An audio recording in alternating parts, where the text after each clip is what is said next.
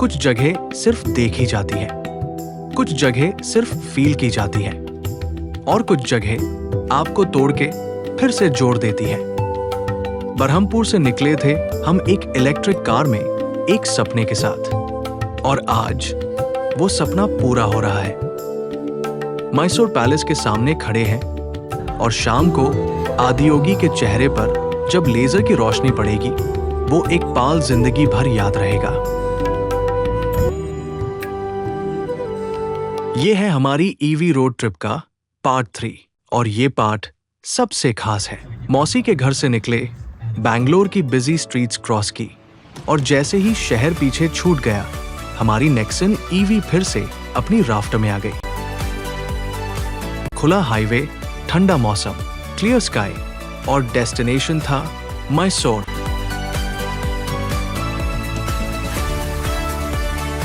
एक toll gate आया, cross किया।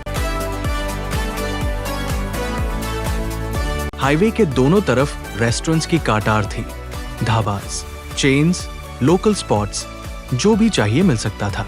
लेकिन हमारा पेट और दिल दोनों में सिर्फ एक हाई चीज थी, मैसूर पैलेस।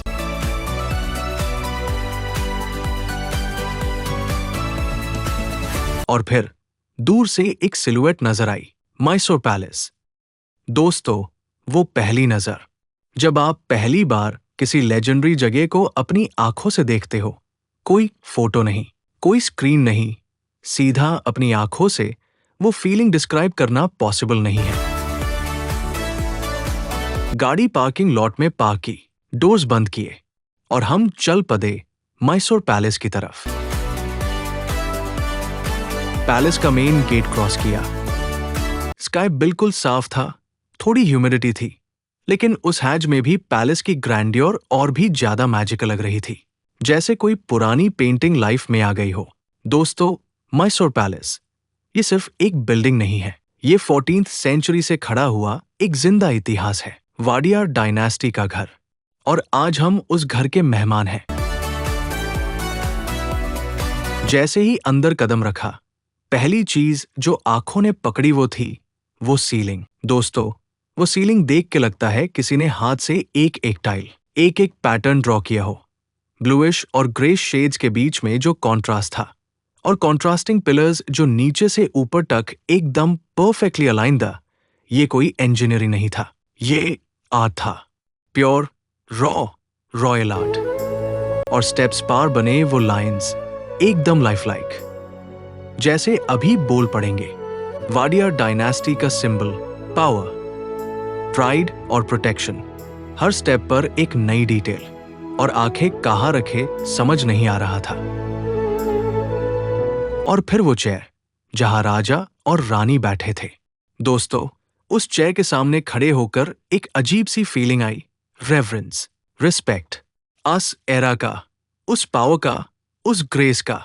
और साथ में था एक बड़ा मिरर, और उसके फ्रेम में लगे द बड़े बड़े elephant tusks, real, authentic, royal.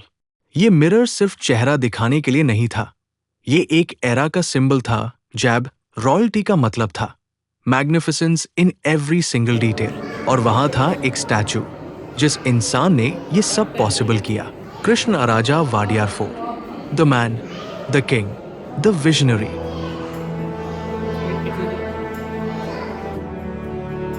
दोस्तों, इस हॉल में कदम रखते ही आंखें खुली की खुली रह गई। ये वो जगह है जहां राजा अपनी प्रजा से मिलते थे, जहां डिसीजंस लिए जाते थे, जहां हिस्ट्री बनाई जाती थी। ऊपर गोल्डन सीलिंग, दोनों तरफ इंट्रिकेट वर्क, और एक ऐसी ग्रैंडियर जो फील कराती है कि तुम सिर्फ एक टूरिस्ट नहीं हो, तुम उस दुनिया में गेस्ट हो जो अब सिर्फ किताबों में होती है। और क्या पता था, इस पैलेस में एक लिफ्ट भी है। उस जमाने में लिफ्ट सोच के हाई अमेजमेंट होता है, कितनी फॉरवर्ड थिंकिंग थी उन लोगों की। मिरर रूम्स में आंखें खुद को ढूंढती है, रिफ्लेक्शंस के अंदर रिफ्लेक्शंस।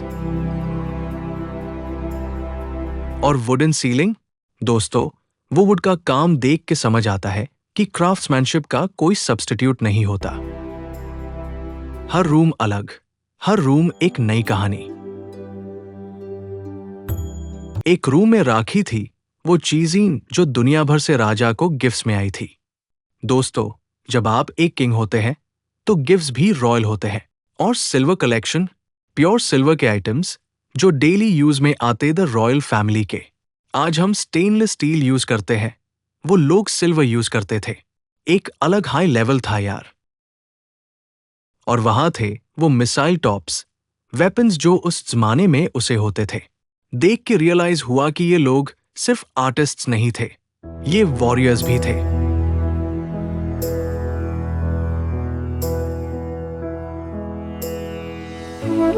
और फिर वॉल्स पर लगी थी तस्वीरें, रॉयल फैमिली की फोटोज।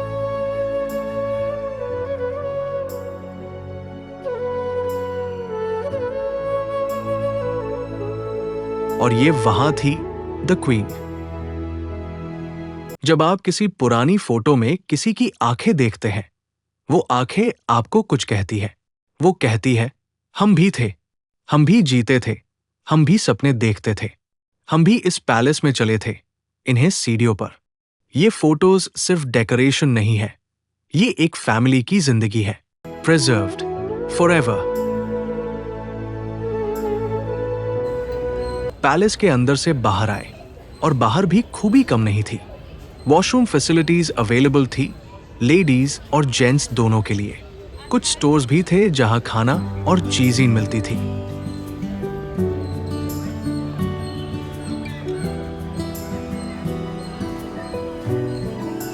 और थोड़ा आगे बढ़ते ही एक स्वामी टेम्पल और लक्ष्मी नारायण टेम्पल। पैलेस की ग्रैंडियर के बीच में ये टेम्पल्स एक स्पिरिचुअल बैलेंस देते हैं। प्रभु को प्रणाम किया और आगे बढ़ गए।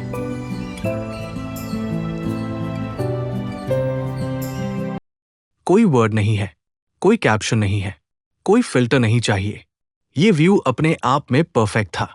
स्काई फोटोजेनिक था, क्लाउड्स परफेक्ट पोजीशन में थे, और मैसूर पैलेस अपनी पूरी शान में खड़ा था। ये एक पेंटिंग थी और हम उस पेंटिंग के अंदर थे। पैलेस के बाहर छोटे छोटे स्टॉल्स लगे थे, वुडन आइटम्स, हैंडीक्राफ्ट्स और पैलेस की रेप्लिकास। दोस्तों, ट्रैवल में एक चीज जो मैं हमेशा करता हूं, कुछ ना कुछ यादगार ले जाता हूं। और हमने खरीदा एक फ्रिज मैग्नेट और एक पैलेस रेप्लिका। ये रेप्लिका घर पर रखेंगे, और जब भी नजर पड़ेगी इस ट्रिप की ये पूरी जर्नी याद आ जाएगी। मैसूर पैलेस का एक छोटा सा टुकड़ा अब हमारे घर में भी रहेगा। मैसूर को दिल में भर के हम वापस निकले बैंगलोर की तरफ। रास्ते भर वो पैलेस की इमेज आंखों में घूम रही थी। अनसीलिंग्स का काम, वो स्पाइरल स्टेयरकेस, वो रॉयल चेस। बैंगलोर पहुंचे और गाड़ी को चार्ज किया जियोन चार्जर पर। टाटा मोटर्स के साथ कोलैबोरेशन, मतलब हमारी नेक्सन ईवी के लिए फिर से डिस्काउंटेड चार्जिंग।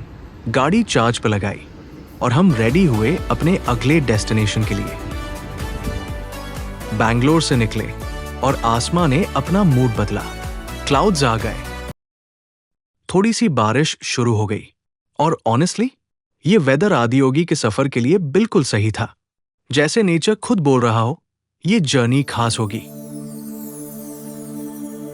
और जैसे जैसे हम चिकबल्लापुर के विलेज एरिया में घुसे, रोड बादल गई।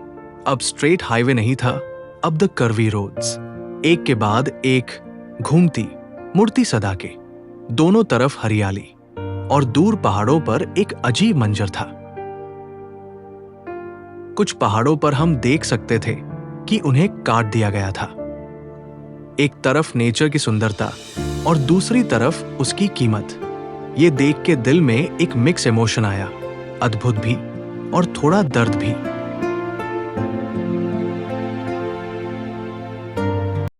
और फिर वो गेट, आदियोगी का एंट्रेंस।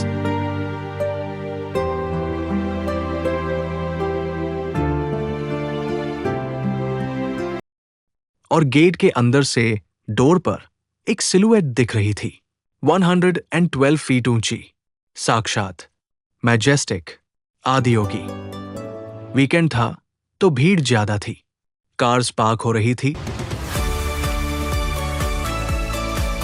फैमिलीज आ रही थी, लोग सब तरफ थे। लेकिन दोस्तों, एक इंटरेस्टिंग चीज नोटिस की। भीड़ में भी एक खामोशी थी। लोग बात कर रहे थे, लेकिन एक अंडरलाइंग स्टिलनेस थी, जैसे इस जगह की एनर्जी ने सबको थोड़ा क्वाइट कर दिया हो, जैसे हर कदम के साथ अंदर का नॉइज कम होता जा रहा हो। हम भी स्टेप बाय स्टेप आगे बढ़ रहे थे और आदियोगी बड़े होते जा रहे थे। हर कदम पर वो और बड़े, और हम और छोटे। और फिर हम वहां पहुंचे, एकदम पास। दोस्तों, मैं आपको सच बोल रहा हूं, यहां आके जो फील हुआ वो डिस्क्राइब करना जेन्युइनली मुश्किल है। ये सिर्फ एक स्टैचू नहीं था, ये एक प्रेजेंस था, एक एनर्जी थी यहां जो अंदर टक जाती थी। हमने की परिक्रमा आदियोगी के चरण तरफ, एक पूरा चक्कर, और वो है डिजाइन। एक एक बाल इतनी डिटेल से बना हुआ है कि आप हैरान हो जाओगे। ये 112 फीट ऊंची मूर्ति, और उसके बालों में इतनी डिटेल, इतनी प्रिसिशन। कौन लोग जो ये बनते थे? कितना टाइम लगा होगा? कितना डेडिकेशन? परिक्रमा करते वक्त एक थॉट आया, ये योगी जो थाउजेंड्स ऑफ इयर्स पहले योगी थे, पहले टीचर था, उनका रिप्रेजेंटेशन आज भी इतना पावरफुल क्यों लगता है? क्योंकि वो जो सीख गए वो टाइमलेस है। वो विजडम आगे नहीं करती, और हर एंगल से वो अलग दिखते हैं। फ्रंट से एक सरीन मेडिटेटर, साइड से एक पावरफुल योगी, बैक से एक मिस्टीरियस एनर्जी। हर एंगल एक नई स्टोरी। और जैसे जैसे सूरज ढलता गया, स्काई ने अपने रंग बदलने शुरू किए। Adiyogi Divya Darshana will begin shortly. We request you to please come to the seating area. और फिर लाइट्स ऑफ, और फिर लेजर शो शुरू हुआ।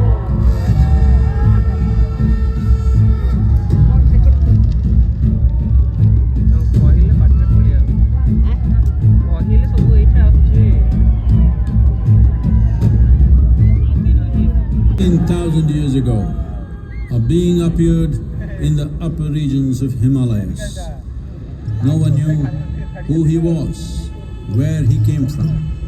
The origins of this spectacular being. दोस्तों, ये लेजर शो सिर्फ लाइट और साउंड नहीं था, ये एक एक्सपीरियंस था।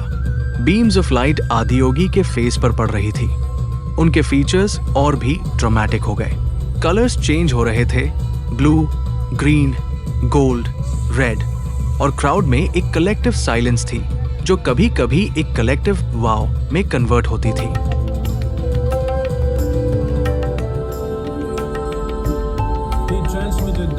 मैं वहां खड़ा था, ठंडी हवा चल रही थी, थोड़ा क्लाउडी स्काई था, और सामने 112 फीट का आदियोगी लेजर लाइट्स में नहा रहा था। और ऑनेस्टली दोस्तों, ये एक ऐसे मोमेंट था जब आप रियलाइज करते हो जिंदगी में कुछ चीज़ें एक्सपीरियंस करने के लिए होती है, डिस्क्राइब करने के लिए नहीं।